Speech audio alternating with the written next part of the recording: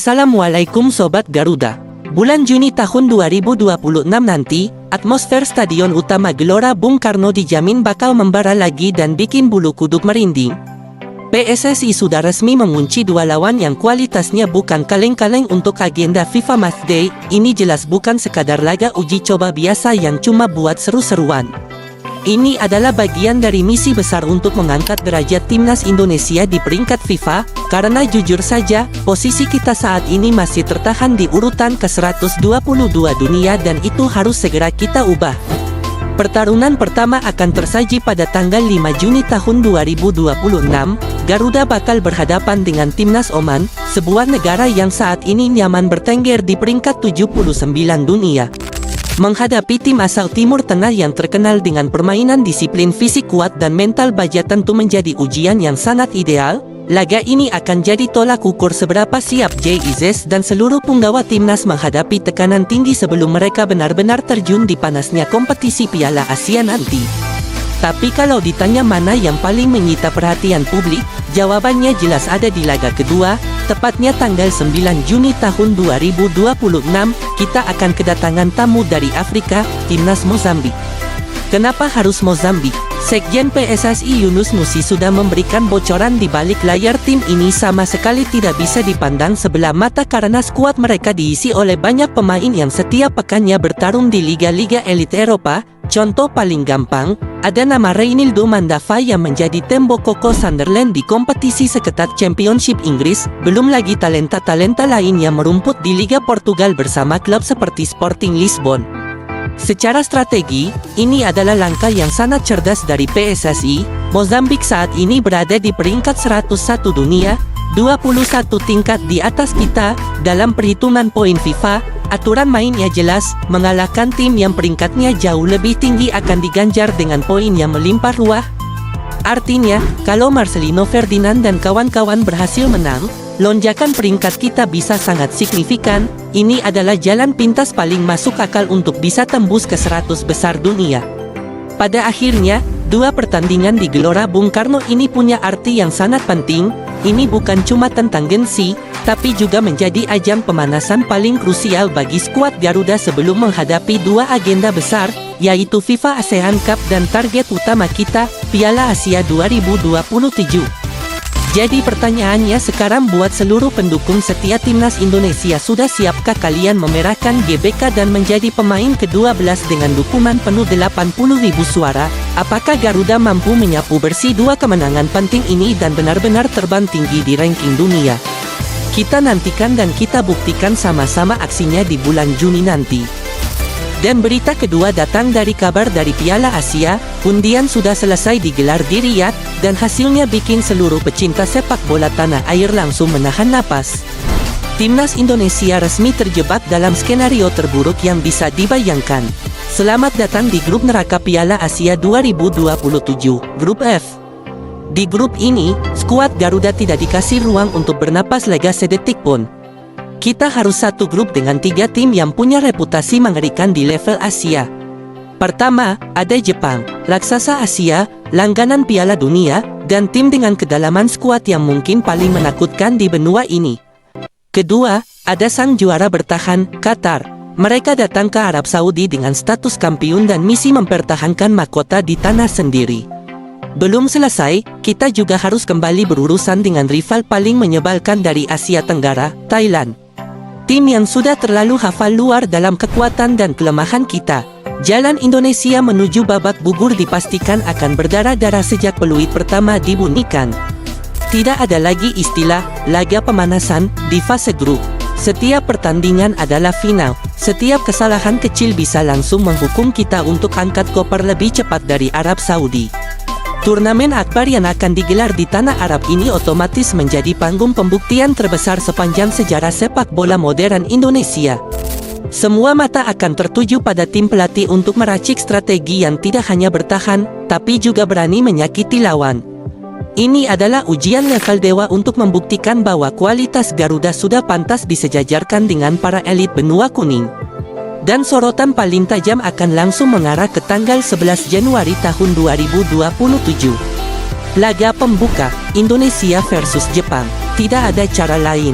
Jika kita ingin bicara banyak di turnamen ini, mental harus langsung ditempa di kawah Chandra di muka sejak hari pertama. Menghadapi Samurai Biru di laga perdana adalah sebuah mimpi buruk sekaligus kesempatan emas. Mimpi buruk karena kita langsung dihantam tim terkuat. Kesempatan emas karena jika mampu mencuri poin, bahkan menang, maka seluruh Asia akan berbalik menatap kita dengan rasa hormat. Ini bukan lagi soal lolos grup. Ini soal harga diri. Ini soal membuktikan bahwa kita datang ke Piala Asia bukan untuk jadi penggembira, tapi untuk membuat kejutan. Pertanyaannya sekarang, dengan komposisi grup sengeri ini, sanggupkah Garuda bertahan hidup di grup neraka dan menulis sejarah baru? Kita tunggu Januari tahun 2027. Peran yang sesungguhnya akan segera dimulai.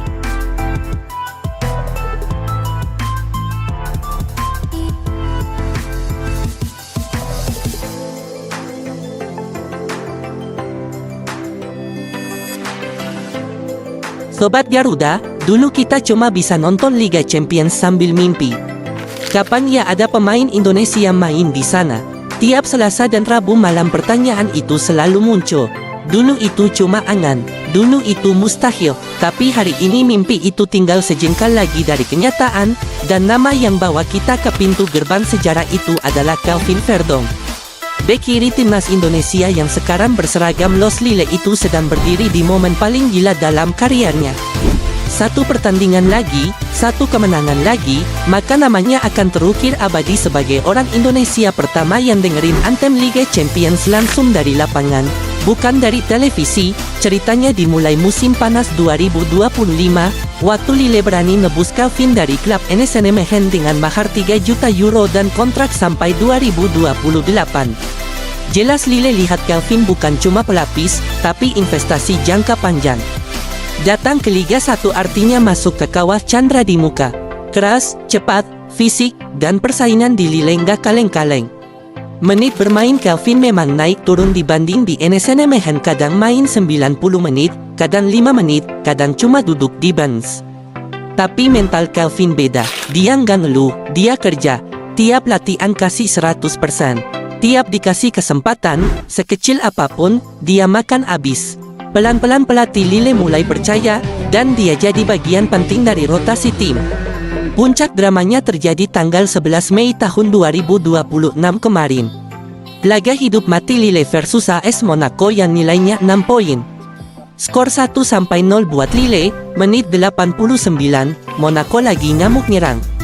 Di detik genting itu papan pergantian pemain nyala, dan nomor punggung Kelvin Verdong muncul. Dia masuk gantiin Hakon Arnar Haraldson. Tugasnya cuma 5 menit plus injury time, tapi seberat gunung, jaga keunggulan, matiin sisi kiri, sapu semua serangan. Dan Kelvin jawab dengan kepala dingin.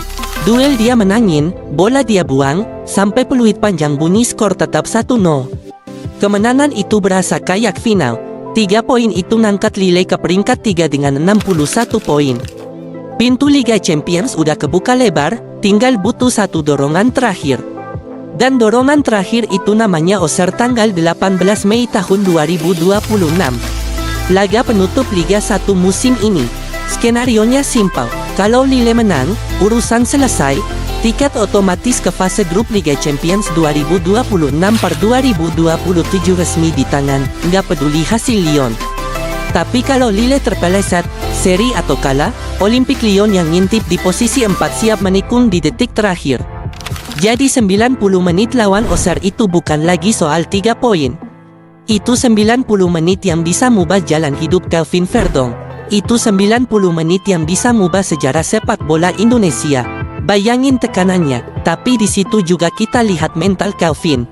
Dia udah terbiasa sama tekanan bareng timnas, udah biasa main di GBK dengan 80.000 orang teriak. Yang bikin kita makin cinta sama Kelvin adalah sikapnya di luar lapangan. Beberapa pekan lalu dia viral bukan karena gol atau tackle, tapi karena hatinya. Usai laga lawan Toulouse, Kelvin lihat ada supporter Indonesia di tribun bawa bendera merah putih. Tanpa pikir panjang dia jalan ke tribun, copot jersinya yang basah keringat perjuangan, terus kasih langsung ke supporter itu. Momen kecil, tapi dampaknya besar. Bukti kalau Kelvin main bukan cuma buat gaji dan kontrak. Dia main bawa nama Indonesia. Sobat Garuda, coba tutup mata sebentar. Bayangin musim depan, malam Liga Champions, anthem legendaris itu berkumandang. Kamera nyorot pemain Lille yang berbaris, dan di sana berdiri Calvin Verdon dengan Garuda di dadanya. Di saat itu bukan cuma Calvin yang menang. Kita semua menang. Sepak bola Indonesia menang. Ini pesan ke dunia kalau kita ada, kalau pemain kita bisa bersaing di level tertinggi. Ini bakal jadi obor buat adik-adik di SSB, buat Marcelino, Arhan, Justin Hubner, dan semua talenta muda. Kalau Calvin bisa, kenapa kita enggak?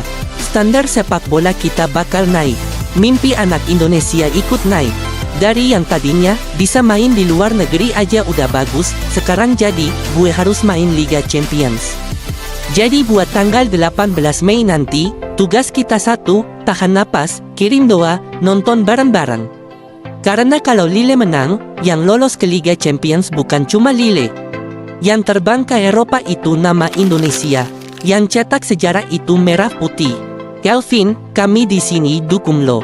Selangkah lagi, bro, bawa Garuda terbang ke panggung para raja. Buktikan kalau Indonesia juga pantas ada di sana. Mungkin sampai di sini terima kasih sudah menonton sampai akhir dan wassalamualaikum.